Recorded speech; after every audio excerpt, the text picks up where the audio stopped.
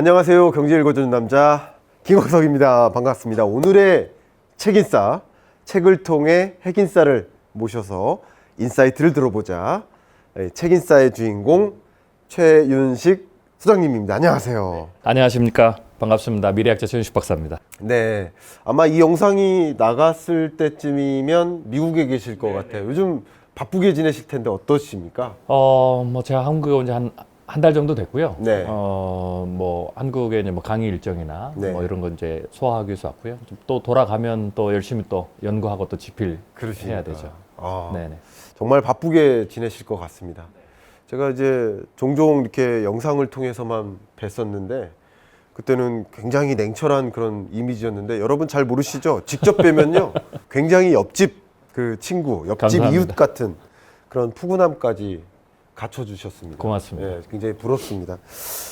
우리 책인싸에 어떻게 보면 공식 시그니처 질문이 있어요. 네. 이게 자기소개 삼행시인데요. 좀 부담스러워 하시는 것 같아가지고 네. 제가 대신 예. 이 짧은 시간 안에 준비를 부탁드리겠습니다. 했습니다. 그래서 한번 삼행시를 읊어주십시오. 제가 이렇게 해주십시오. 네. 최윤식 소장님은 윤활유처럼 미래를 계속 안내해 주시는 식견 있는 미래학자시다. 어유 감사합니다. 이렇게 삼행시를 또 하겠습니다. 네네. 가끔 이런 거 요청드릴 때 안 하시겠다고 하시는 분들이 계세요. 저 쑥스럽고요. 쑥스러우시고. 네, 제 이름으로 하기가 잘 안 되더라고요. 괜찮습니다. 네, 어려운 거고요. 저도 해보니까 어렵고. 네네. 또 조니 대표님이 역사적으로 안 하신 분이신데 그렇습니까? 조니 대표님은 원래 이런 네. 형식적인 거, 뭐 네. 짜 맞추는 거 싫어하시거든요. 네. 그래서 안 하신다고 하셨었는데 제가 대신 잘 소화한 것 같습니다. 감사합니다. 자, 가볍게 좀 여쭤보고 싶어요. 이 책을 집필하게 된 계기가 분명히 있을 것 같아요. 특히 이 암호화폐에 대한 시나리오를 이번에 쓰셨거든요. 어떤 계기가 있으실까요? 현재 지금 암호화폐는 이제 많은 분들이 이제 어떤 투자 상품으로서 네. 이렇게 이제 관심을 가지고 하시는데 저는 좀 폭넓은 시각으로 암호화폐를 좀 보려고 했습니다. 네. 왜냐하면 제가 이제 뭐 미래를 연구하는 사람이니까 특별히 그 미래 변화 안에 뭐 글로벌 패권부터 시작해서 경제 산업 또 이르기까지 다양한 분야를 연구하는데 네. 제가 암호화폐의 어떤 발전 방향이나 혹은 발전의 가능성들을 쭉 연구하고 모니터링하고 예측을 해보니까 네. 이게 단순히 어떤 투자 상품으로서 뭐 가격이 얼마가 될 것이냐, 네. 뭐 비트코인이 10만 달러를 넘을 것이냐, 뭐 그러지 않을 것이냐, 뭐 이런 문제도 뭐 있지만 네. 그보다 더 큰 범위에서 이 암호화폐 자체가 네. 글로벌 패권 전쟁에서부터 시작해서 미래의 산업까지 전반적으로 연관이 돼 있다라는 것을 제가 좀 봤고요. 네. 그래서 이제 이 책은 그런 측면에서 암호화폐 좀 시각을 좀 독자들이 좀 넓게 가졌으면 좋겠다라는 어떤 그 동기를 가지고 좀 연구를 했고 또 시나리오를 발표했습니다. 정말 여러분들이 비트코인, 뭐 암호화폐, 뭐 투자 많이 관심이 네네네. 있으신데 지금 말씀하신 것처럼 단순히 그것만 보시기보다는 그렇죠. 투자 관점에서도 네네네. 도대체 이런 흐름이 어떻게 전개되고 나는 이 비트코인 암호화폐가 어떤 영역에서 중요한 역할을 수행하는지 그렇죠. 그것의 가치를 좀 어느 정도 가늠할 수 있는 기회도 그렇죠. 될 것 같다라는 생각도 했거든요. 현재의 제가 이제 암호화폐를 이제 제 1세대 암호화폐다라고 했는데요. 이제 1세대라는 것은 글로벌 규제가 합의가 되지 않은 네. 그 전의 화폐를 좀 1세대고요. 네. 이제 뭐 이것도 사실은 중요해요. 이제 현재의 암호화폐가 각각에 따라서 미래의 생존이 어떻게 될 것이냐. 그렇죠. 라는 부분과 연결돼 있고 네. 그렇지만 이제 2세대 암호화폐는 이제 글로벌 규제가 완벽하게 합의가 된 이후에 네. 나타나는 암호화폐 혹은 1세대에 살아남는 암호화폐의 어떤 새로운 특성들 뭐 이런 게 연결돼 있거든요. 그래서 이제 그런 부분들을 좀 나눠서 보면 좋고 그런 측면에서 이제 현재의 암호화폐도 어떤 포지셔닝이 정해질 수가 있는 거죠. 벌써 이제 살짝 운을 떼셨는데요. 이 책을 보면 이제 비트코인부터 CBDC, 제 2세대 암호화폐까지 정말 많은 그 디지털 화폐 전반에 걸친 네네. 총서가 아닌가 이런 생각을 했고요. 자, 이제 본격적으로 책 내용에 좀 들어가 네. 보려고 합니다. 이 책 내용에 있어서 가장 먼저 우리가 알아야 될 게 암호화폐의 진정한 가치 이런 표현을 쓰셨어요. 단순히 투자적인 영역 이상이다. 진정한 가치가 있다. 어떤 것이 있습니까? 일단 암호화폐 자체는 좀 뭐 디지털 화폐라는 큰 좀 그 범위까지 좀 합친다면 그렇죠. 사실은 미래의 대세다.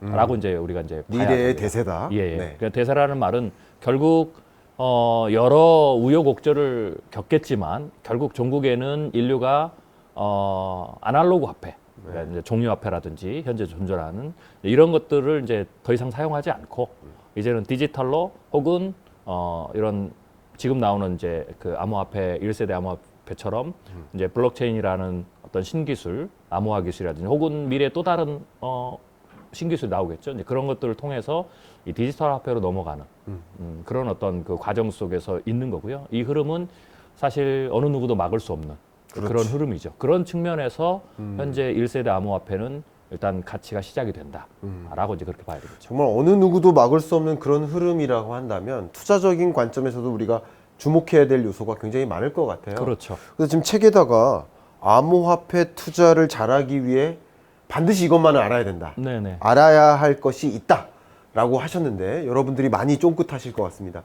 어떤 것들 우리는 알고 투자를 해야 될까요? 이제 투자적 관점에서 본다면 좀 약간 좀 다른 면이 있어요. 네. 그러니까 화폐라는 어떤 측면에서는 분명히 이제 디지털 화폐 혹은 암호화 기술을 사용한 화폐들 이런 화폐들이 결국은 이제 법정 화폐가 되거나 네. 혹은 대체 화폐, 네. 법정 화폐 밑에서 그것을 대체해서 통용되는 그런 어떤 수준의 이제 화폐로 가는 것은 이제 분명한데 네. 투자적 관점에서 보면 결국은 이 과정에서 완벽하게 디지털 화폐로 최종적으로 전환되는 과정 속에서 네. 수많은 그런 디지털 화폐 종류들, 뭐 예를 들면 네. 암호화폐도 그 중에 하나고요. 네. 그 다음에 우리가 이제 전자화폐라는 것, 그래서 뭐 예를 들면 신용카드라든지 이런 게 이제 전자화폐거든요. 그렇죠. 혹은 이제 가상화폐, 네. 그래서 인터넷 안에서 가상머니라든지 뭐 이런 거, 혹은 또다 뭐 NFT 같은 이제 가상 자산도 있고요. 그러니까 네. 이런 형태들이 여러 가지가 좀 분포하는데 결국은 생존을 위한 반드시 치열한 싸움을 해야 된다. 네. 그런 측면에서 살아남느냐 살아남지 못하느냐 혹은 어느 정도의 화폐의 이제 위치들이 있거든요. 네네. 네, 그 위치에 어디에 포지션 되느냐에 따라서 투자적 관점에서의 어떤 가격은 굉장히 달라지겠죠. 그래서 네. 좀 그 두 가지를 분리해서 보는 게 좋고 네. 그런 측면에서 이제 가치 부분도 현재 1세대 암호화폐들의 가치도 그런 측면에서 좀 멀리 본다면 네. 좀 재평가를 좀 해봐야 되지 않을까. 아. 이제 그렇게 볼 수가 있죠. 그러면 주요 골자는 여러 가지 뭐 디지털 화폐를 중심으로 한 유형들이 있을 텐데 네네. 그 중에 어떤 것은 또 사라질 수도 있는 거죠. 그렇죠. 또 어떤 것들은 가장 지배적인 그런 화폐의 역할을 또 수행할 수도 있겠고 그렇죠. 그런 흐름을 좀 이해해야 된다고 보면 될까요? 네, 그렇게 좀 봐야 될 것 같습니다. 그리고 이제 혹시 또 이제 볼 수가 있는데요.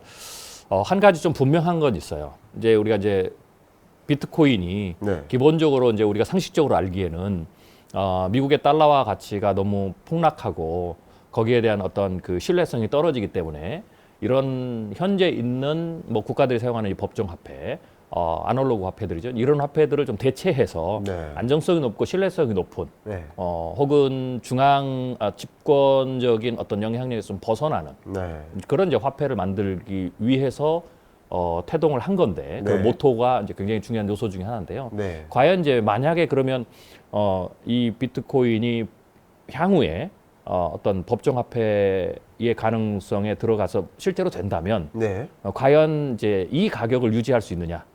아. 이것도 또 다른 문제죠. 그래서 이게 화폐로 인정을 받았을 때의 가격과 네. 그렇지 않고 투자 상품으로 인정받았을 때의 가격. 저는 개인적으로 봤을 때는 가격의 어떤 상승폭이나 어떤 변동폭. 네. 그럼 이제 그 변동폭이 사실은 투자의 가치의 메리트거든요. 그렇겠네요. 예, 변동폭이 적으면 사실 투자 가치의 메리트가 없어요. 없죠. 그래서 사실 지금은 화폐에 대한 투자, 즉 달러에 투자하는 부분에 대해서 사실은 큰 메리트를 못 느끼잖아요. 그렇죠. 변동성이 워낙 작으니까. 그렇죠. 그리고 사실은 화폐는 그러한 속성이 있어야 되는 겁니다. 내가 오늘 안 그러면 내가 오늘 100만 원을 주고 물건을 샀는데 물건을 판 사람이 그 화폐 가치가 다음 날에 50% 떨어지면 이분은 50% 손해를 보고 팔게 된 거죠. 그렇겠네요. 네, 그렇기 때문에 화폐는 그렇게 되면 경제 전반에 걸쳐서 어떤 신뢰도나 이런 것들을 현저히 다 무너뜨리는 거거든요. 그러면 네. 경제 전반이 다 흔들리는 거예요. 굉장히 네. 심각한 수준이 그럼, 되는 거죠. 네. 네. 만약에 뭐 50% 이상 넘으면 우리나라가 IMF를 겪었을 때 원달러 환율이 그 정도 올랐으니까 그런 어떤 엄청난 충격인 거죠. 이거는 네. 지금 미국이 겪고 있는 전 세계가 겪고 있는 인플레이션 40년 만에 가장 높은 인플레이션을 주고 있는 고통을 넘어서는 거예요. 그렇군요. 그래서 화폐는 법정 화폐는 안정성이 굉장히 중요하죠. 그렇게 되면 사실 암호화폐 측면에서는 투자 메리트가 상당히 하락이 되는 거죠. 그렇겠네요. 생존하지만 그렇지만 투자의 관점으로서만 본다면 변동성이 굉장히 중요하기 때문에 오히려 미래에 법정 화폐로서 혹은 대체 화폐로서가 아니라 차라리 그 화폐의 범주에서 벗어나서 네. 그냥 투자 상품의 범주에 남아 있는 게 더 좋을지도 모르는 거죠. 네. 네, 그래서 그 두 가지의 측면에서 조금 더 생각해 보면 미래에 대한 좀 암호화폐 미래에 대해서 현재 가지고 있는 이런 좀 폭넓은 생각을 할 수가 있는 거죠. 네. 그래서 특히 얼마 전부터 굉장히 중요한 화두로 부상한 것이 CBDC 아닙니까? 네네네. 어떻게 보면 비트코인을 중심으로 한 이런 가상화폐, 암호화폐 영역은 발행 주체가 없는데 이제 중앙은행이 발행하겠다 하면서 이제 CBDC 열풍이 또 시작됐어요, 세계적으로. 그런 관점에서 시청자 여러분들께 CBDC란 무엇인지, 이게 왜 네. 중요한지 기본적인 개념을 한번 소장님 말씀으로 한번 표현해 주시면 어떨까? 네네. 네. 이제 방금 질문하신 것과 이제 좀 연관이 되는데요. 네. 이 암호화폐의 어떤 미래에 있어서 굉장히 중요한 어떤 그 포인트들, 이런 포인트들 단기, 중기, 장기로 제가 이 책에서 나눴는데 네. CBDC는 사실 중장기적으로 굉장히 중요한 요소입니다. 네. 그래서 지금은 제가 이제 화폐 영역과 투자 상품 영역으로 나눴는데 지금은 투자 상품의 영역에 예. 지금 가까이 있죠. 네. 그래서 현재 단기적으로는 투자 상품에 영향을 주는 예를 들면 대표적으로 이제 긴축이라든지 기준금리 인상 이런 게 이제 영향을 받겠죠. 그러나 이제 중장기적으로 가면 결국은 이 CBDC라는 그 중요한 어떤 그 변수에 네. 영향을 가장 크게 받는다. 네. 어쩌면 이제 제가 1세대와 2세대를 나눴을 때 가장 중요한 분기점 포인트를 이제 CBDC로 잡았어요. 그러니까 CBDC는 여러분이 잘 아시는 대로 각국의 중앙은행이 공식적으로 발행하는 이제 암호화폐가 그렇죠. 되는 거죠. 예. 사실 이 CBDC에 대한 연구는 꽤 오래전에 1990년대 후반부터 아마 미국에서 이미 시작됐던 거죠. 그런데 이제 이게 왜 미국이 늦었냐 하면 이제 미국이 연구를 해보니까 네. 이 CBDC를 만약에 발행하게 되면 이제 이렇게 되는 거죠. 중앙은행이 발행을 하니까 사실 엄밀히 얘기하면 중앙은행이 발행을 한다는 것은 정부가 공식적으로 발행을 한다라는 거고 중앙은행이 발행하는 화폐는 네. 그게 아날로그 화폐가 됐든 혹은 디지털 화폐가 됐든 상관없이 네. 중앙은행이 발행한 화폐는 무엇과 연관이 되냐면 세금 징수와 연관이 돼요.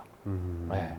세금을 징수하는 돈인 거죠. 그렇군요. 그렇기 때문에 법정 화폐라는 거예요. 그렇겠네요. 네. 그러면 이제 나머지 화폐들은 세금을 낼 수가 없는 화폐죠. 네. 네, 예를 들면 뭐 대체 화폐들이 뭐 우리가 뭐 상품권도 있고 뭐 여러 가지 채권도 있는데 사실 상품권을 세금을 못 내잖아요. 못 내죠. 이게 화폐처럼 사실은 실제 화폐처럼 돌아는 다니지만 사용을 네. 하지만 즉시 예. 모든 곳에서 세금을 낼 때는 법정 화폐로 바꿔서 내야 되는 거죠. 네. 그래서 그 법정 화폐의 지위가 있는 거고 그렇겠네요. 역사상 법정 화폐는 하나밖에 없습니다. 네. 국가가 네. 받아주는 게 네. 그러면 그거를 국가가 발행하고 중앙은행이 발행하는 거죠. 그렇겠네요. 그런 의미에서 중앙은행이 이 암호화폐를 발행한다라는 것은 단순히 저스트 펀 차원에서 혹은 중앙은행이 투자 상품 하나 만들기 위해서 네. 혹은 뭐 대체 화폐 중에 하나로 만들기 위해서 하지 않는다라는 거죠.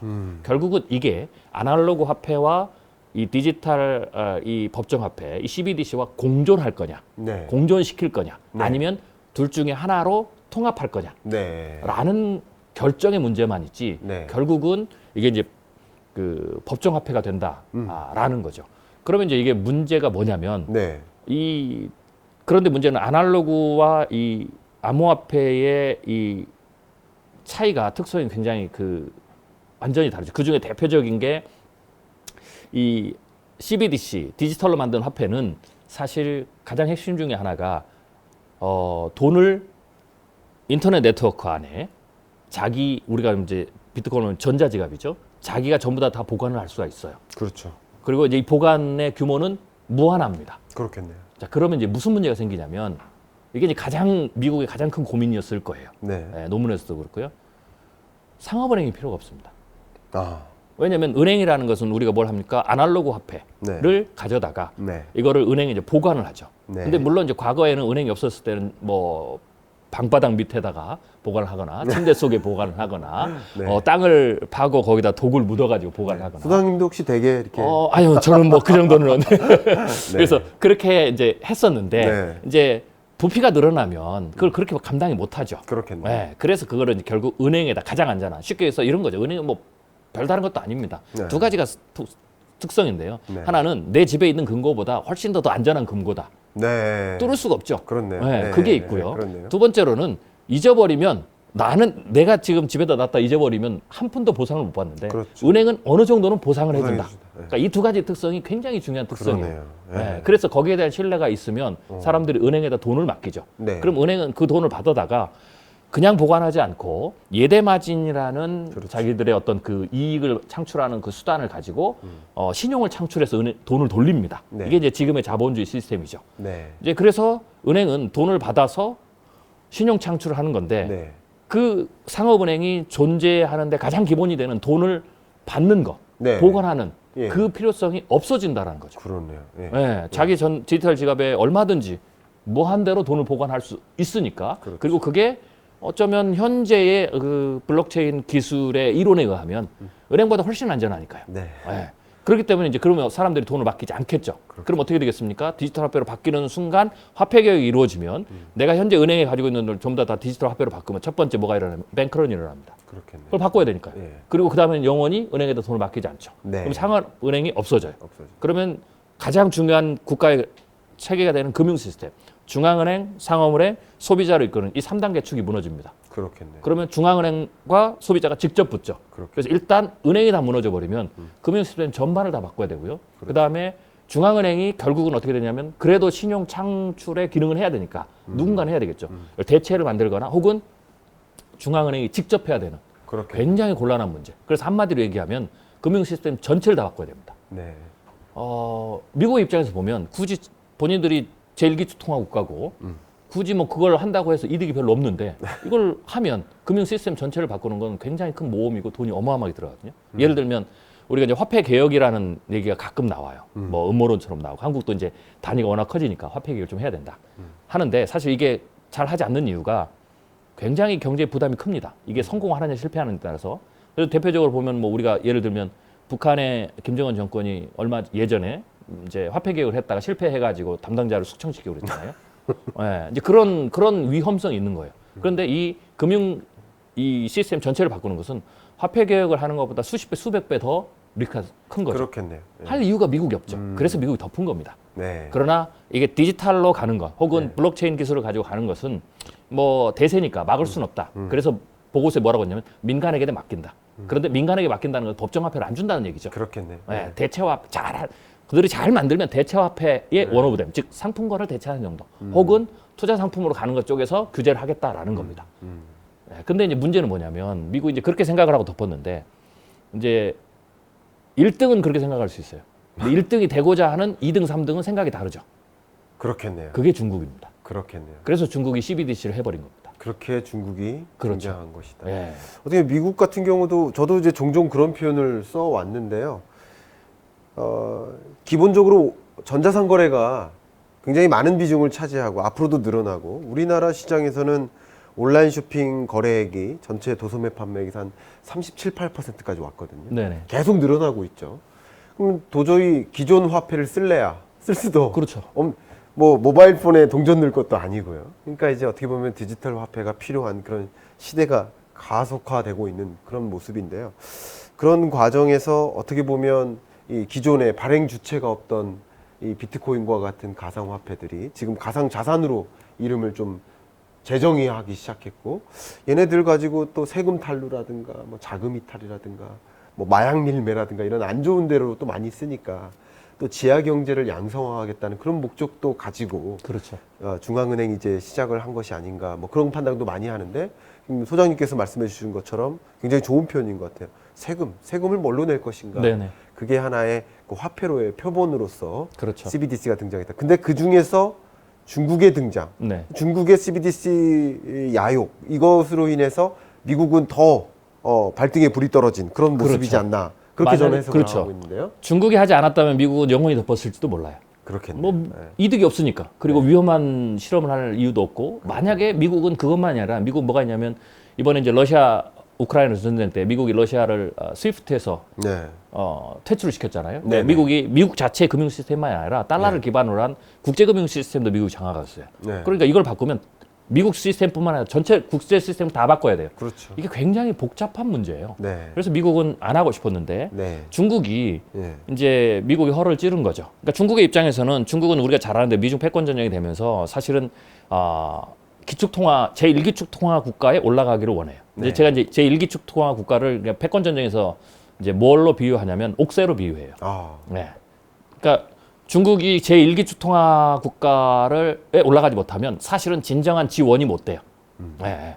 왜냐하면 우리가 잘 아는데 제1기축통화 힘이 막강하지 않습니까? 그렇죠. 네. 모든 것을 다 쥐고 피고 하기 때문에 사실은 그게 옥새이기 때문에 중국의 입장에서는 아무리 미국의 경제를 추월해도 그건 별 의미가 없어요. 그렇겠네요. 뭐 당연히 뭐 추월할 수 있겠죠. 미국과 중국의 인구 차이가 있는데요. 네. 네. 그래서 그거는 사실 그 경제 GDP가 미국을 추월한다고 해서 네.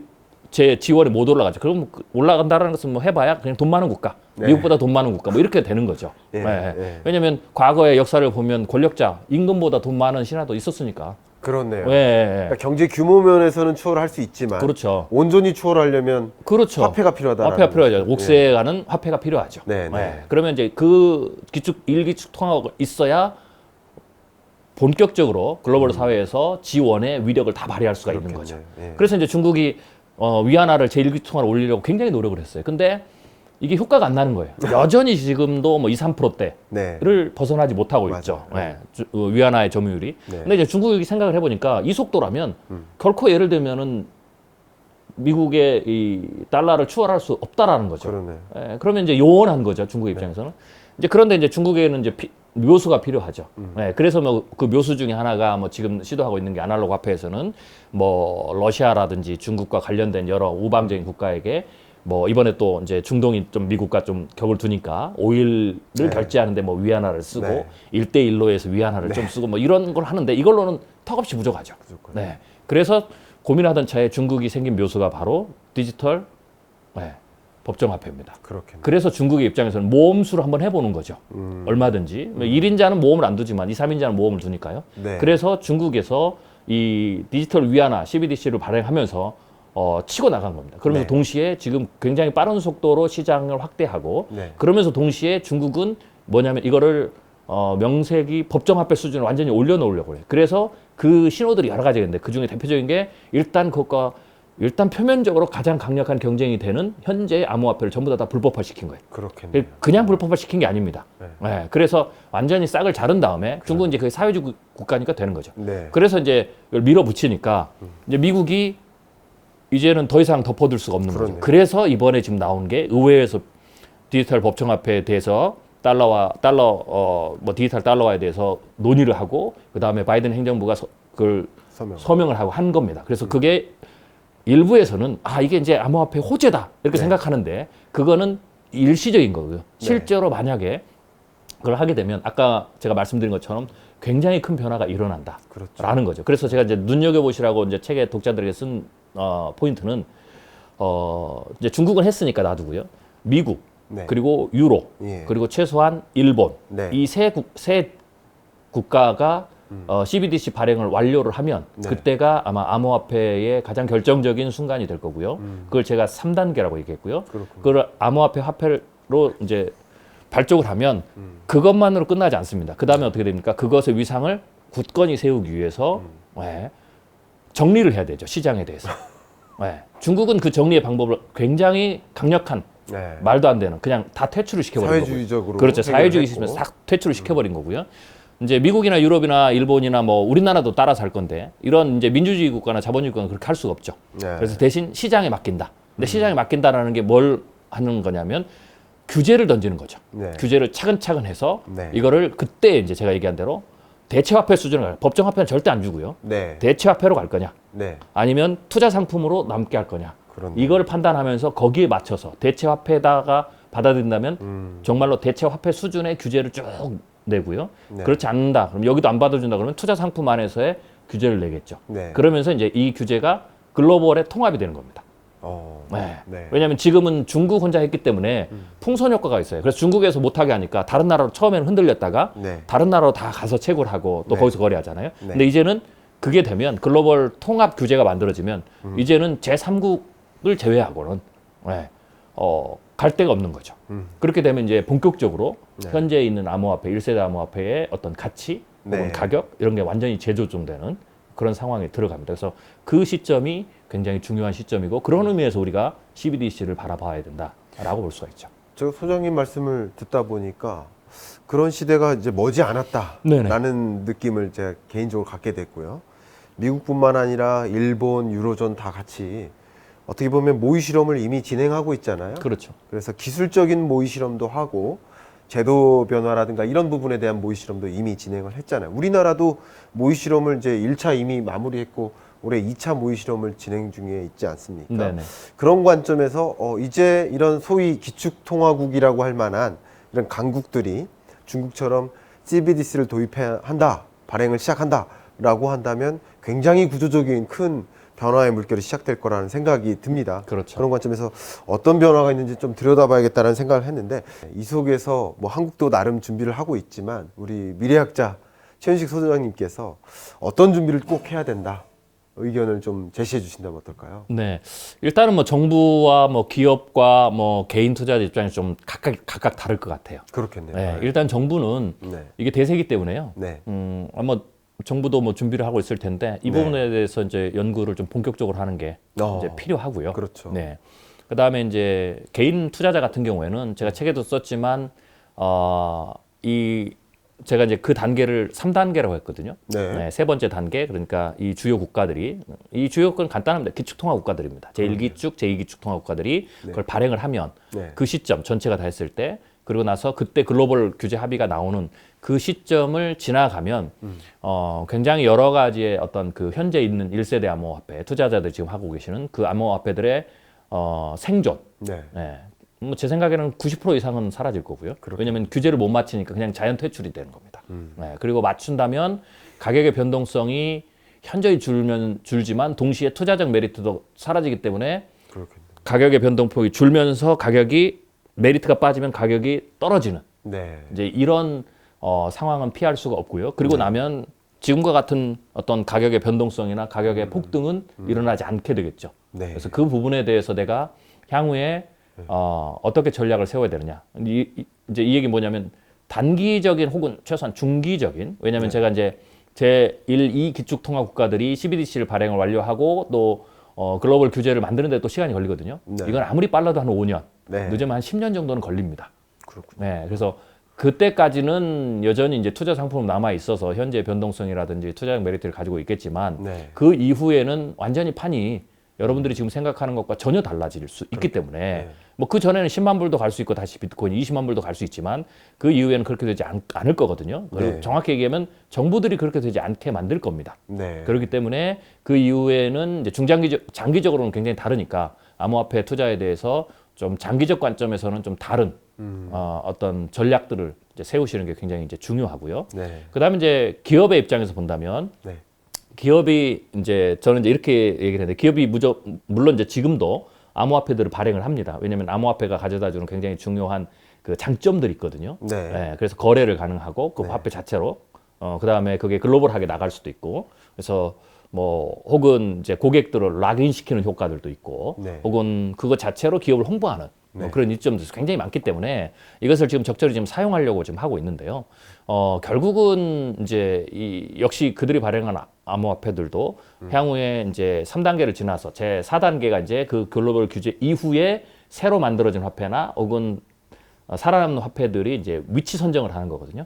그런 측면에서 이제 기업들도 전략을 좀 세워야 되고 그러면 이제 지금 들어갈 것이냐 아니면 그 이후에 들어갈 것이냐가 또 여러 가지가 좀 다르겠죠. 그렇군요. 그래서 그런 부분에 대해서 전략적으로 지금 기업들도 생각해 볼 필요는 있다라고 봐야 되겠죠. 왜냐하면 이 제 4단계 들어가면 글로벌 규제라든지 이런 것도 있지만 동시에 이 4단계는 제가 이제 암호화폐 미래를 좀 디지털 화폐 대세를 보는 것은 향후에 지금도 우리가 굉장히 빠른 속도로 진행되고 있지만 현실이 가상으로 옮겨가는 속도가 굉장히 빠르거든요. 네. 그래서 제가 이제 이 시대가 되면 제가 이제 가상 세계에 대한 시나리오 발표할 때 가상이 현실을 지배하고 네. 그 다음에 정보가 또 물질적인 상황을 지배하는 그런 사회로 들어가거든요.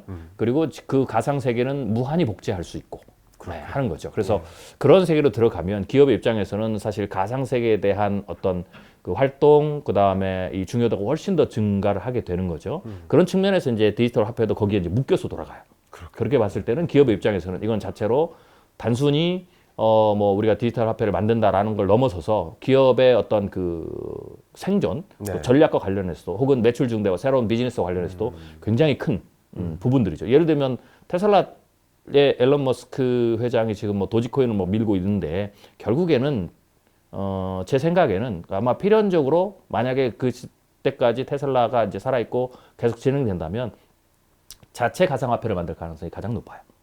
그래서 그런 어떤 힘들이 나타나고 있으니까 기업들도 그런 측면에서 조금 관심을 가지고 연구할 필요는 있다라고 봐야 되겠죠. 이제 그런 대비들을 해야 될 것 같습니다. 정말 판이 바뀌고 있고 네네. 그 판이 바뀜에 따라서 우리 경제 주체들은 적극적으로 어떻게 대응을 해야 될지 그 제안까지 해주셨습니다.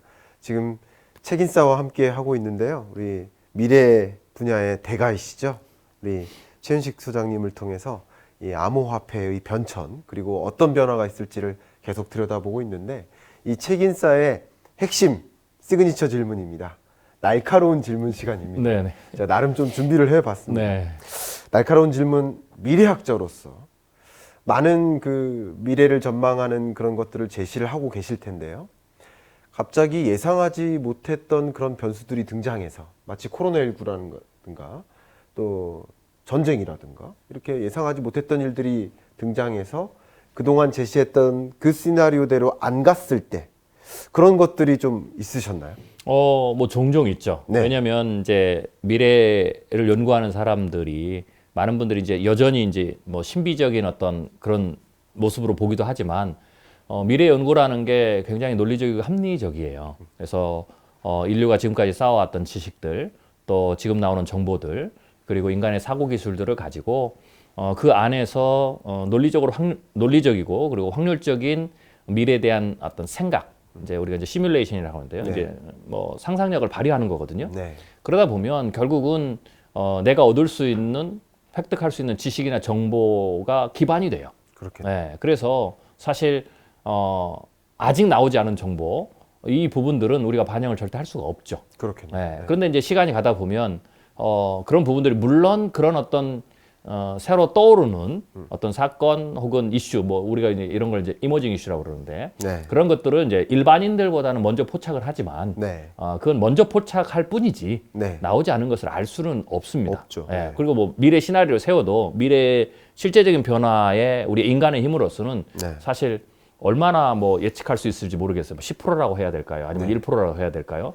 뭐 그만큼 미래는 열려 있고 굉장히 변화가 크니까 네. 그렇기 때문에 당연히 이제 갑자기 새로 변수가 돌출하기도 하죠. 네. 그리고 그 변수가 특성을 다르게 할 수도 있고. 그렇겠네요. 네. 그래서 뭐 예를 들면 뭐 코로나 같은 경우는 뭐 사실 기본적인 패턴에서는 제가 코로나가 아니라 사실은 이제 전염병의 반복적인 패턴 가능성을 제가 2008년, 2009년에 예측은 하긴 했어요. 네. 2008년에 우리가 신종플루가 네.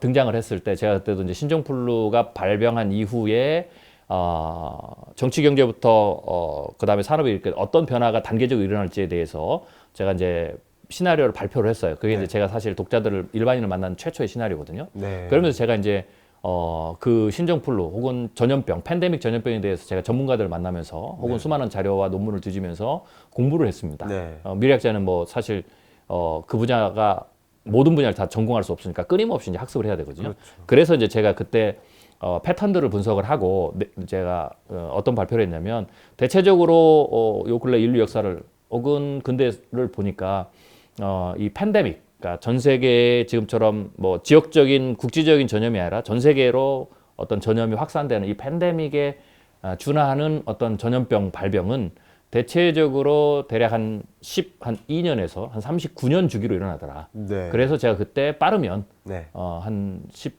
2년 후에 신종플루와 같은 수준의 전 세계 팬데믹이 일어날 것이다라고 이제 제가 시나리오 발표는 했어요. 네. 그런데 뭐 이게 신종플루인지 그건 우리는 모르죠. 네. 그런 측면에서 늦으면 한 39년이 되고요. 네. 그렇게 봤을 때 2020년 코로나는 가장 빠른 주기에 들어간 건 맞아요. 그럼에도 불구하고 저의 예측은 거기까지가 한계라는 거죠. 그리고 이제 그게 팬데믹이 되지만 또 파급력은 또 굉장히 다르죠. 네. 그래서 이제 그런 부분들이 이제 새로 돌출되는 거예요. 그러다 보니까 이제 과거에 썼던 시나리오의 한계를 넘어가는 거죠. 그렇군요. 혹은 방향이 달라지거나 네. 혹은 오차가 생길 수도 있는 거죠. 네. 그런 건 이제 종종 네. 겪게 되는 겁니다. 뭐 그 외에도 뭐 여러 가지가 있어요. 러시아와 우크라이나의 어떤 전쟁도 러시아가 이번에 우크라이나를 침공할 때 처음 한 게 아니지 않습니까? 그렇군요. 예, 조지아도 침공했고 크림반도도 합병했고 그래서 러시아 입장에서는 이미 두 번의 사례에서 미국과 유로 나토가 어떻게 대응했는지 알기 때문에 사실 이번에는 과감하게 침공을 했던 거고 사실 과감도 아닙니다. 본인들의 범주에서 예측이 가능한 거죠. 결국은 핵을 쓸 수 없다. 러시아가 상대를 하려면 핵을 쓸 수 없기 때문에 본인들도 핵을 쓰지 않는 범위에서 재래식 무기를 가지고 침공을 하면 그리고 뭐 몇 가지 명분을 만들면 충분히 그런 건 가능하다라고 우리가 생각은 됐지만 그렇다고 이제 저런 식으로 전격적으로 침공을 한다든지 이런 부분들은 또 예상 바뀔 수도 있죠. 네. 그런데 이제 침공하느냐 안 하느냐에 따라서 인플레이션 이런 것 좀 달라지죠. 그래서 그런 어떤 새로운 변수들이 나오면 뭐 당연히 시나리오가 뭐 독자들 입장에서 이렇게 표현할 수 틀렸다라고도 이제 표현할 수 있는 네. 그런 어떤 이제 일들이 종종 일어나죠. 자, 그럼 날카로운 질문 두 번째입니다. 네네. 많은 독자분들께서 이제 최 소장님의 이 시나리오 책들을 많이 보셨을 거고요. 또 앞으로도 계속 최 소장님의 미래 관련 그런 서적을 이제 즐겨 보실 텐데 네네. 그렇게 틀림에도 불구하고 미래를 예측하는 일이 새로운 돌발 변수가 등장해서 틀림에도 불구하고 그래도 그 미래를 알아야만 한다라고 한다면 어떻게 답변하시겠습니까? 예, 제가 이 질문도 굉장히 많이 받는 네. 질문입니다. 독자들 혹은 뭐 시청자분들도 굉장히 궁금해하는 거죠. 네.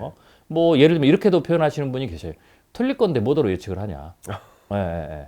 그래서 어떤 분들 이걸 좀 더 극단적으로 확대시키면 미래를 예측하는 건 의미가 없다. 네. 이렇게까지 하시는데요. 저는 절대 그러지 않는다라고 네. 생각이 돼요. 왜냐하면 세 가지 이유인데요. 네. 하나는 인간은 기본적으로 모두가 다 예측을 하는 능력을 가지고 있어요. 네. 예, 그리고 물론 이제 동물들도 예측을 해요. 식물들도 예측하고 그 예측의 수준이 좀 다를 뿐이죠. 그렇죠. 예, 그래서 지구상에 존재하는 모든 생물 중에서 가장 예측의 능력을 가장 많이 가지고 있고 네. 그리고 가장 많이 사용하는 게 인간이다라는 네. 거죠. 뭐 예를 들면은 어떤 분들은 예측에 대해서 무의미성을 얘기하고 그다음에 뭐 미래는 예측할 수 없는 것 아니냐라고 이제 이런 얘기들을 많이 하시는데 혹은 이제 아무튼 그런 질문을 하시는데 제가 이제 그런 분들한테 이렇게 질문을 드려요. 이런 거죠. 지금 우리가 이제 그 서로 대담을 하고 있는데요. 혹은 이제 방송을 보고 계시죠. 제가 이런 질문을 던질 수 있어요. 이 방송이 몇 시에 끝날 걸로 예측하십니까? 네. 예측을 다 하십니다. 그렇죠. 안 하면 어떻게 될까요? 안 하면 그 다음에 뭐가 있냐면 거기에 대해서 예측을 안 하면 그 다음에 내가 뭘 해야 될지 계획을 세울 수가 없어요. 그렇죠. 네.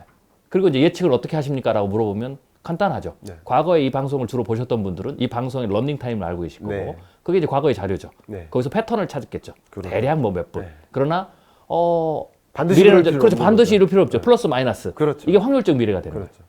그런 식으로 생각을 하는 거죠. 그리고 또 시나리오도 여러 개를 세울 수가 있죠. 그렇죠. 네, 이 방송이 뭐 2개로 나올 거냐, 3개로 나올 것이냐, 뭐 여러 가지. 그게 이제 우리가 기본적으로 하는 겁니다. 이건 본능적으로 하는 거예요. 이걸 그럼요. 미래 예측이라고 말 안 해도 미래 예측이라고 모르고 그냥 하는 거죠. 그렇죠. 그래서 미래 예측은 누구나 다 하는 거다. 네. 그런데 만약에 안 하면 어떻게 될까요? 인간이 예를 들면 곰보다 힘도 약하고 독수리처럼 하늘도 날 수 없고 고래처럼 바다도 갈 수 없지만 네. 인류를 지배하는 능력은 저는 이 예측 능력이 가장 크다라고 봐요. 그렇군요. 그렇죠. 다방면을 예측해서 미래를 대비하고 네. 그 위기를 대비하고 거기에 대해서 준비를 하고 했던 거죠. 그리고 전쟁이 일어나면 수많은 시뮬레이션을 통해서 전략도 세우고 승리의 방법을 찾아내는 거죠. 네. 즉 예측은 미래를 대비하고 승리의 방법을 찾아내기 위해서 인간이 가진 가장 강력한 능력이죠. 그래서 그것을 사용하지 않는다면 네. 인간은 사실 지구상에서 없어졌을 거예요. 그런 측면에서 미래 예측 능력은 누구나 다 하는 거고 굉장히 중요한 거다. 네, 그래서 미래는 예측할 수 없다라고 말하는 것 자체가 대상이 잘못된 거다. 미래는 예측할 수 있는데 네. 예언할 수 그런 없다라고 100% 맞출 수 없다라고 이해하는 것이 굉장히 좋다라는 거죠.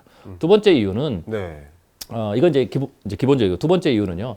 미래를 예측하는 것은 생각의 힘을 기르는 거예요. 결국 연장선이죠. 그렇군요. 예, 틀리든 맞든 상관없이 예. 미래 예측을 쉽게 해서 허무맹랑하지 않고 밑도 끝도 없이 하지 않거든요. 네. 논리적으로 시나리오를 세우고 확률적으로 여러 가지 가능성을 타진하고 혹은 확률적으로 낮더라도 뜻밖의 사태가 일어나면 어떤 문제가 생길지 네. 예를 들면은 지금 러시아와 우크라이나가 저러고 있는데 계속해서 핵전쟁을 안 한다고 그러는데 러시아가 갑자기 핵을 쏴버리면 네. 예, 확률적 가능성 여전히 0.001%지만 만약에 일어나면 임팩트가 엄청나게 큰 거거든요. 그렇겠죠. 이제 그런 거는 우리가 또 생각해 봐야 되죠. 이제 그런 어떤 범주를 가지고 미래에 대해서 다양하게 먼저 생각해 보는 어떤 힘이 있다. 예. 맞든지 틀리든지 상관없이. 그렇네요. 예. 그래서 이제 그거는 관점을 높일 수도 있고 여러 가지 생각할 수 있는 거죠. 그게 이제 두 번째 이유고요. 네. 세 번째 이유는 틀려도 괜찮다라는 거예요, 저는. 네. 왜냐? 예. 미래를 먼저 생각해 봤기 때문에. 그렇네요. 틀리더라도 그게 완전히 틀린 건 아니거든요. 쉽게 시점이 앞당겨진다거나 그렇죠. 늦춰지거나 혹은 일부가 다른 현상을 집어넣어야 된다든지 약간 변개되는 거죠. 그렇기 때문에 위기가 실제로 발생하거나 혹은 기회가 실제로 우리 앞에 오면 네. 차이가 극명하게 나요. 미리 불안전하더라도 미리 생각해 본 사람과 왔으니까 이제부터 생각해 보자 하는 사람은 속도면에서 현저한 차이가 나고 그것은 생존 능력을 곧바로 가른다. 그런 측면에서 미래에 대한 예측 혹은 시나리오는 틀리더라도 굉장히 의미가 있다라는 거죠. 최윤식 소장님하고 저하고 좀 차이는 있지만 이제 미래학자시고 저는 이제 경제를 전망하는 사람이고 네네. 계속 연구기관에서 경제 전망을 이제 보고서로만 집필하다가 대중적으로 알려야 되겠다 하면서 저는 경제 전망을 네네. 시작했는데 저도 유사한 질문들을 받습니다. 특히 2019년에 2020년 경제 전망을 냈을 거 아니에요. 근데 많은 분들이 보셨다가 20년 초반에 코로나19가 터졌잖아요. 그러면 이런 돌발 변수가 발생했을 때 기존에 전망했던 그 전망치가 다를 거 아니에요. 달라지죠. 보통 이제 1년치를 이제 전망이라고 하는 것 같고요. 네네. 좀 4, 5년, 5년 후 뭐 그런 것들을 예측이라고 하는 것 같아요. 제 그렇죠. 체감상. 네. 근데 이제 전망을 하는데 전망치가 수정될 수 있는 거죠. 다시 말하면 틀렸다기보다는 수정인 거죠. 그렇죠. 그렇게 그래서 보셔야 우리는 됩니다. 수정 전망이라고 표현을 하거든요. 예, 연준 그 천하의 연준도 계속 수정하잖아요. 수정 전망해야죠. 그렇죠. 왜냐하면 경제를 구성하는 경제 주체들이 마치 생물처럼 그럼요. 계속 다이내믹하게 변화하니까 그렇죠. 위기 상황이 온대 그럼 조심하는 거죠. 네. 위기 상황이 안 온대 그러면 편안하게 있는 그렇죠. 거죠. 그렇기 때문에 위기 상황이 온다 그러면 대응을 또 하니까 위기가 또 안 와요. 뭐 그런 식으로 생물처럼 대응하기 때문에 수정 전망 되는 거죠. 그러니까 IMF도 1년에 4차례 수정 전망을 하고 있으니까 그렇죠. 그렇게 저도 생각을 하고 있는데 오히려 어떤 돌발 변수가 발생해서 이 예측이 틀릴지라도 그 예측하려고 하지 않으면 아무 준비도 못 하는 거예요. 그렇죠. 대신 이런 방향, 이런 시나리오가 전개될 것이다 라고 생각을 하면 그것에 대해서 준비를 하잖아요. 그렇죠. 준비돼 있다가 돌발 변수가 발생해서 그 예측이 다른 방향으로 간다면 또 그때 수정 조정해서 그렇게 또 새롭게 준비를 하면 돼요. 그렇죠. 그 부분만 수정하니까 속도가 굉장히 빠르죠. 그렇죠. 네. 더군다나 이 코로나19나 러시아 우크라이나 전쟁과 같은 돌발 변수가 발생했어도 그 미래가 움직이는 그 경향성은 한 번도 바꾸지 못했어요. 그렇죠. 그 경향성은 그대로입니다. 그렇죠. 말씀하신 대로 속도를 앞당겨 놨거나 아니면 그 방향을 조금 비틀을 뿐이지 그 대세적인 흐름은 그냥 그대로였던 그렇죠. 거예요. 예를 들어 뭐 디지털 대전환이라든가 디지털 화폐 발행이라든가 아니면 에너지 대전환이라든가 이런 변화는 계속 일어났었던 네. 거거든요. 그런 관점에서 이 미래를 전망하는데 좀 참조를 하시면 도움이 될 것 같고요. 뭐 한 가지 제가 더 말씀드리면 조금 더 쉽게 이제 이해를 하실 수 있는 것은 우리가 이제 많은 분들이 시청자분들이 이제 지금은 이제 예측의 홍수 시대다 뭐 얘기를 하잖아요. 그러면서 이제 많은 예측들을 접하세요. 경제 전망도 있고 또 매일 뉴스를 통해서 일기예보 전망도 듣잖아요. 근데 사실 일기예보 전망이 국가마다 좀 실력 차가 좀 있어요. 그렇겠죠. 그리고 그렇지만 일기예보도 사실 엄청난 슈퍼컴퓨터를 쓰더라도 100% 맞추지 못하거든요. 그렇죠. 그러면 이제 국민들께서는 그걸 보시면 사실 맞는 날이 많은데 네. 우리에게는 틀리는 날이 더 임팩트가 커요. 예측도 다 대부분 그래요. 그렇죠. 네. 그래서 이제 불평불만이 좀 생기죠. 뭐 비 온다고 그래서 내가 우산을 들고 갔는데 비가 안 오더라. 뭐 이런 거 혹은 화창하다고 했는데 갑자기 비가 오고 이러면 이제 그런 임팩트는 굉장히 크기 때문에 네. 뇌리에 깊이 각인이 돼요. 그래서 막 불평불만이 있는데 한번 이런 걸 생각해 보세요. 그럼 불평불만이 있고 실제로 틀린 건 틀린 거니까 틀렸다고 해서 쉽게 해서 그럼 틀린 거니까 쓸모없다라고 하면서 국가에서 이제 내일부터 오늘 이제 대통령께서 이제 긴급명령을 소명을 하시는 겁니다. 내일부터는 모든 예측을 금지한다. 모든 영역에서. 네. 그러면 어떻게 될까요? 대혼란이 오겠죠. 그렇죠. 네. 네, 그래서 예측은 그런 의미에서 여러분들이 예측 뭐 저 같은 미래학자가 발표하거나 혹은 일기예보를 들으실 때에도 여러분들이 그 예측의 범위의 한계, 네. 유용성들을 잘 활용하시는 측면으로 이것을 사용하시면 더 나은 미래를 만드는 데 굉장히 유용하죠. 그렇게 생각하시면 좋을 말씀이 것 굉장히 같습니다. 와닿는 것 같습니다. 네네. 우리가 늘 일기예보를 보고 있는데 일기예보가 거의 맞아요. 그렇죠. 유독 그 틀린 날만 기억에 남는 각이 것뿐이에요. 나죠. 네. 그러니까 일기예보는 근데 일기예보 틀린다고 하시는 분들조차도 매일 일기예보를 또 확인해요. 봐야 됩니다. 안 보면 뭐 활동을 할 아니, 수가 없습니다. 틀린다고 주장하시는 분은 일기예보를 왜 보냐고. 네. 계속 보시잖아요. 그렇죠. 그러니까 이렇게 일기예보처럼 네. 미래를 어느 정도 가늠해보고 내가 무엇을 준비할지 준비된 날을 만드는데 참조가 되지 않을까 그런 생각을 그렇죠. 해봅니다. 자, 이 북토크 계속 진행하고 있는데요. 최윤식 소장님 계속 말씀 중에 저도 인사이트를 많이 얻게 되는 것 같습니다. 이 책 내용에 좀 들어가 보면요. 이 디지털 화폐와 또 빅브라더 정치, 그죠? 이 독재죠. 이런 부분에 대해서 좀 굉장히 재밌게 설명을 해 놓으셨어요. 네네. 책을 보다 보면 이 디지털 화폐가 독재 사회 또는 뭐 이렇게 정치의 도구가 될 수 있다. 이런 점이 저는 굉장히 놀라웠었거든요. 그러니까 저처럼 이제 경제를 보는 거랑은 좀 차원이 다른 영역인 것 같다. 이런 걸 느꼈는데요. 어떻게 이렇게 될 수 있는 것인가? 어떻게 이 디지털 화폐가 독재와도 연관이 될 수 있는 것인가? 그런 부분 좀 설명해 주시면 너무 좋을 것 같아요. 이제 뭐 이유는 이제 여러 가지로 이제 우리가 볼 수 있는데 가장 이제 기본적인 컨셉은 그거예요. 결국은 중앙은행이 디지털 화폐를 발행하고 또 그렇게 되면 물론 이제 개인들이 뭐 어느 정도의 이제 뭐 암호화 기술을 통해서 보호를 하지만 돈의 흐름 자체가 전체가 다 원한다면 다 들여다볼 수 있는 거죠. 그렇죠. 네. 그리고 그것을 돈의 어떤 어떤 조정 자체도 이제 그렇게 되는 거죠. 그렇죠. 예를 들면 이제 제가 이제 좀 우려했던 것은 이거는 이 기술 하나만 가지고는 그렇게 되지 않습니다. 네. 다양한 기술, 다양한 어떤 정책들이 합쳐져서 활용 점정으로 이게 이제 꽂히는 거죠. 그렇죠. 뭐 예를 들면 우리가 이제 중국의 예를 들을 수가 있는데 중국 같은 경우는 여러분 잘 아시는 대로 사회주의 국가이기 때문에 자본주의 사회에서 돌아가는 모든 것이 그대로 돌아가지만 결국 그 빅테크나 이런 기업들이 가지고 있는 정보를 중국 정부가 전부 다 사실 관리 감독한다. 네. 이렇게 이제 봐야 되겠죠. 네. 관리 감독하는 이유는 그걸 통해서 국민들의 일거수일투족을 감시하기 위한 거죠. 네. 그리고 심지어는 통제하기 위한 거죠. 네. 물론 겉으로 보이기에는 그런 것들을 이제 개인의 신용 점수를 평가해서 말이지 이제 신용 점수거든요. 평가해서 좋으면 혜택을 주고 네. 그렇지 않으면 뭐 비행기를 못 타게 한다든지 네. 뭐 여행을 제한한다든지 뭐 이런 갖가지 사실 우리에게는 이해가 안 되는 그런 이제 행동들을 하거든요. 네. 심지어는 부채가 얼마가 있는지. 그래서 뭐 서비스가 그런 서비스도 뭐 나왔었는데 위챗에서 클릭을 하면 내 주위에 뭐 예를 들면은 부채가 있는 사람이라든지 뭐 이런 것들 우리는 전혀 이해가 안 되는데 이제 그렇게 되는 거죠. 그런데 이제 디지털 법정 화폐까지 가게 되면 네. 화폐 그것만이 아니라 규제를 통해서 화폐 통제권을 다 갖는 겁니다. 모든 것의 흐름을 다 이제 이해할 수 있는 거죠. 네. 뭐 아날로그는 물론 지금도 정부가 돈의 흐름을 통제하고 관리하는 건 맞습니다. 그러나 여전히 이 아날로그 화폐 시스템에서는 쉽게 해서 구멍이 많죠. 그럼요. 현철을 보유한다든지 뭐 여러 가지. 예.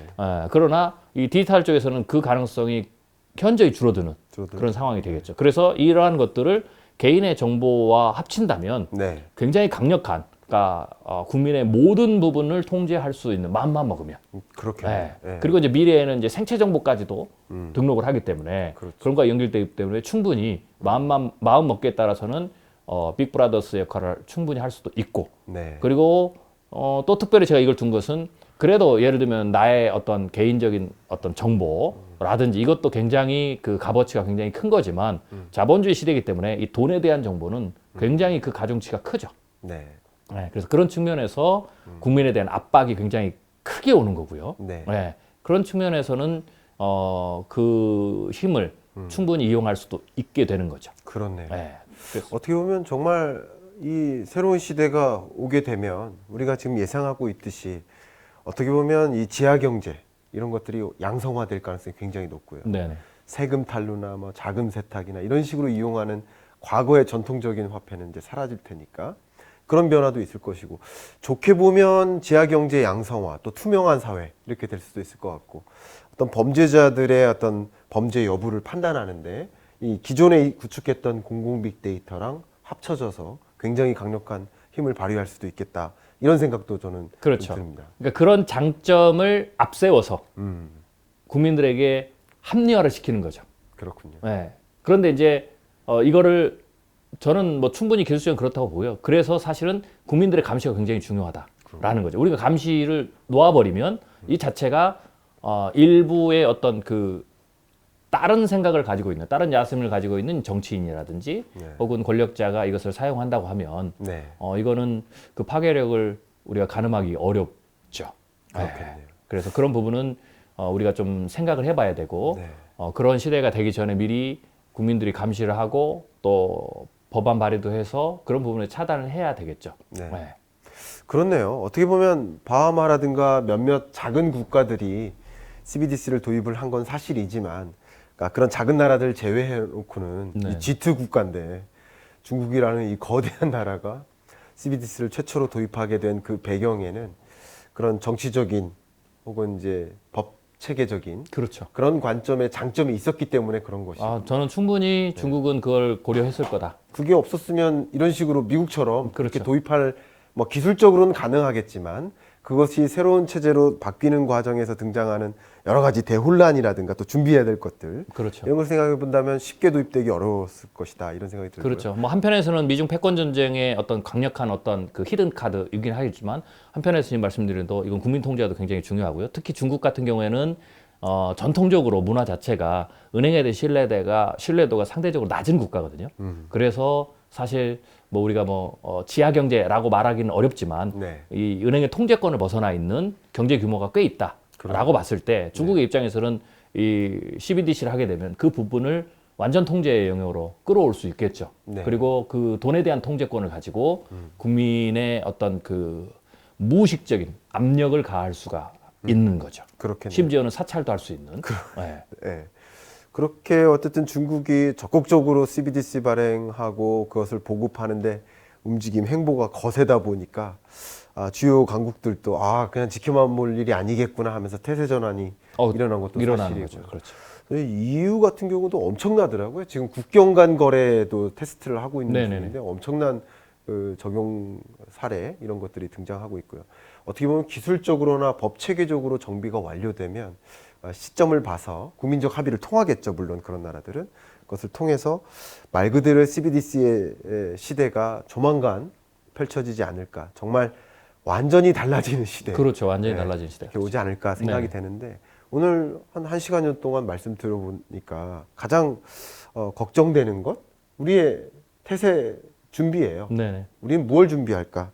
정말 이렇게 거대한 변화가 일어나고 있는데 그러면 이 속에서 나는 무엇을 준비할까? 결국 미래를 예측한다는 것은 준비하기 위함 아니겠습니까? 어쩌면 정해져 있다시피 한 그 미래인 것 같은데요. 그러면 우리 독자 여러분들은 뭘 준비해야 되는지 또 말씀해 주시면 감사하겠습니다. 일단 한 3가지 정도로 제가 이제 축약해서 말씀을 드리면 네. 첫 번째로는 지금 1세대 암호화폐 시기지 않습니까? 제가 이제 책에서 표현한 대로. 그러면 이제 이 암호화폐에 어쩌면 투자 상품으로는 안착을 했기 때문에 거기에 대한 어떤 단기적이고 중기적인 혹은 장기적인 투자 전략을 좀 전체적으로 재점검할 필요가 있다라는 거죠. 예를 들면 이런 겁니다. 현재 이게 제가 말씀드린 암호화폐 발전이 이미 정해진 미래라고 저는 봅니다. 네. 그 규제가 어느 정도 될 것이냐 뭐 이런 것만 차이가 있는 거죠. 네. 결국은 그렇게 가는 거니까요. 이미 중국이 시동을 걸기 때문에 이제 돌이킬 수 없는 강을 건넌 겁니다. 네. 그렇게 봤을 때는 최소한 이건 아니라는 거죠. 예를 들면 내가 비트코인이든 이더리움이든 뭐 이런 대표적인 현재 1세대 암호화폐를 샀는데 이건 내 자녀에게도 물려줄 만한 재산이다. 이 개념은 조금 다시 점검을 해봐야 된다. 왜냐하면 가치와 값어치가 달라질 수 있으니까. 그렇겠네요. 물론 뭐 지금보다 더 올라갈 수도 있지만 올라갈 가능성도 없진 않지만 제가 보는 관점 혹은 이대로 시나리오로 간다면 국가가 개입을 한다면 현재의 어떤 그 가격은 유지하기가 좀 힘들겠죠. 그런 측면에서 한번 점검을 해 보셔야 되고요. 그다음에 이제 두 번째로는 그래도 이건 대세의 추세고 모든 영역에 적용이 될 거예요. 굉장히 지금보다 훨씬 더 많은 영역으로 적용이 될 거니까 거기에서 발생할 수 있는 기회들이 있죠. 그렇겠네요. 그 기회들에 대해서 개인이든 혹은 기업이든 제가 보기에는 이제 개인보다는 이제 기업들에게 기회가 굉장히 많을 것 같아요. 그렇겠네요. 그래서 그 부분을 기업들도 그냥 일부에서는 여전히 암호화폐를 이제 뭐 사기, 뭐 그다음에 뭐 굉장히 좋은 뭐 법정화폐를 대체하는 뭐 극단적인 얘기가 있는데 사실은 저는 처음에는 저도 암호화폐는 사기다라는 개념을 가지고 있었어요. 근데 이제 지금 왜냐면 그때 봤을 때는 그들이 얘기하는 이상이 현실과 전혀 맞지 않았거든요. 그런 의미에서 이거는 조금 아니다. 그렇지만 결국은 변천을 우여곡절을 겪지만 투자 시장에 안착을 하고 또 거기에 대한 많은 이제 금융에 뛰어들었기 때문에 이제는 저는 투자 상품 중 하나, 이제 좀 더 정확하게 역사상 가장 변동성이 큰 투자 상품에는 안착을 했다. 이제 라고 이제 얘기하는 수준인 거죠. 예. 그렇지만 이제 저 뭐 향후에는 그럼에도 불구하고 나아가는 흐름이 이제 있기 때문에 이제 기업들이 그 가운데서 이제 기업의 어떤 생존과 연관되는 영향을 미치는 아마 중요한 역할들이 될 거예요. 그래서 그런 부분들을 좀 기회 측면에서 오히려 좀 이제는 본격적으로 연구하면 좋을 것 같다라는 거고요.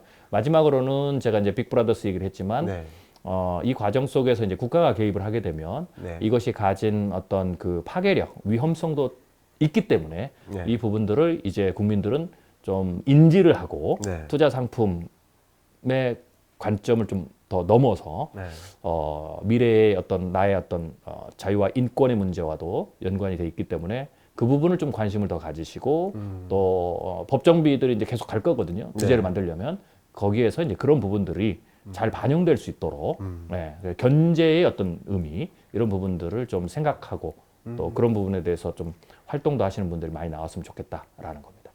그런 국가를 위한 제안까지 해주셔서 저도 도움이 많이 됐고요. 많이 배울 수 있는 그런 시간이 된 것 같은데요. 우리 책인사의 공통 질문들로 아우트로를 이제 장식을 하고 있거든요. 그 아우트로 첫 번째가 제가 생각하는 최윤식 이겁니다. 저는 미리 생각해 오지 않고요. 말씀 중에 1시간여 동안 대화 중에 느꼈던 저의 감정을 담아서 최윤식은 뭐다 이렇게 하고 있는데요. 김광석이 생각하는 최윤식은 이웃이다. 우리는 미래를 계속 관심 있어 합니다. 그러니까 그리고 미래에 관심이 없으면 인간이라는 의미로서 좀 제외되는 대상 아닌가 그런 생각까지 저는 심지어 좀 강하게 하고 있습니다. 미래에 대한 관심을 갖고 살아가기 때문에 다른 이 생물과는 차이가 있는 그런 존재가 아닌가 그런 생각을 저는 하는데 그러니까 미래를 관심 있어 하는데 미래에 대한 어떤 조언을 좀 받고 싶은데 멀리 떨어져 있는 사람이 아니라 항상 이 책을 통해서 우리가 가장 관심 있는 그런 주제, 미래에 관한 어떤 주제를 정해서 그 미래를 그려주시는 옆집 이웃과 같은 친근하게 이런 변화를 알려주시는 그런 분이 아닌가. 그래서 이웃 이렇게 했습니다. 감사합니다. 어떻습니까? 예, 좋은데요? 좋습니까? 다행입니다. 자, 두 번째인데요. 결국 책을 통해서 강력히 전달하고 싶은 메시지가 있으실 겁니다. 자, 이 책을 통해서 이 메시지만은 꼭 전달하고 싶다. 근데 공식 질문이라서 10글자 내로 해야 됩니다. 자, 한번 말씀해 주시겠습니까? 암호화폐는 대세다. 암호화폐는 대세다. 그렇군요. 자, 조금 더 구체적으로 설명해 주신다면? 뭐 제가 책에서 설명을 드렸듯이 암호화폐 자체는 사실 거스를 수 없는 그 흐름이다.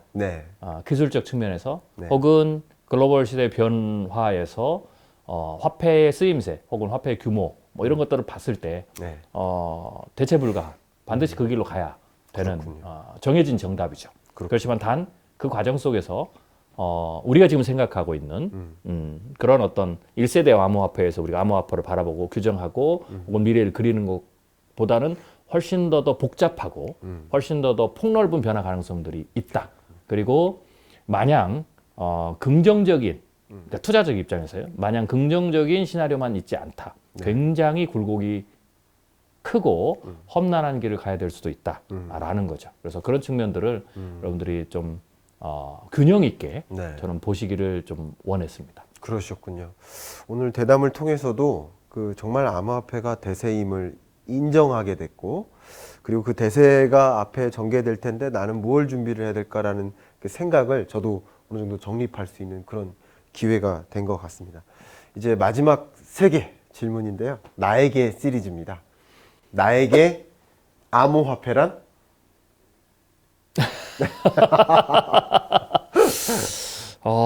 굉장히 중요한 미래 연구 주제다.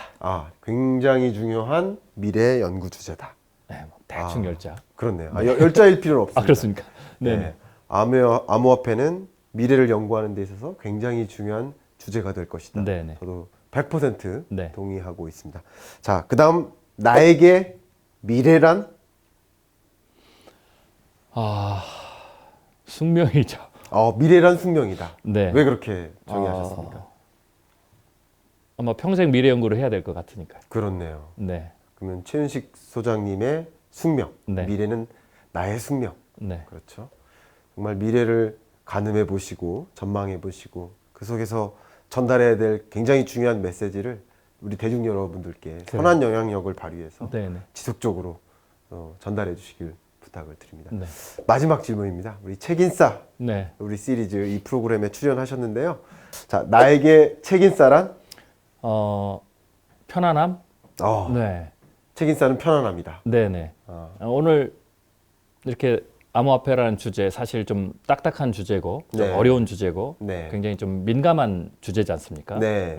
그렇지만 이제 오늘 같이 또 얘기하는 이 과정 속에서 굉장히 좀 편안하게 좀 제 얘기를 이야기할 수 있도록 분위기를 좀 이끌어 주신 것 같아서 그래요. 제가 그렇게 평가해 주셔서 감사합니다. 네네 굉장히 좀 편안한 마음으로 네. 또 혹은 좀 부드러운 마음으로 네. 오늘 방송에 임했던 것 같습니다. 그래서 네. 제가 드는 이제 첫 번째 느낌이 편안함이었다. 그렇군요. 그럼 저랑 비슷하게 느끼셨네요. 그죠? 네. 저도 이웃이라고 느꼈는데 네네네. 편안한 이웃과 같은 그런 책인싸 이 채널에 출연해 주셔서 대단히 감사하고요. 네. 여기서 인사드리겠습니다. 감사합니다. 감사합니다. 네. 고맙습니다. 네.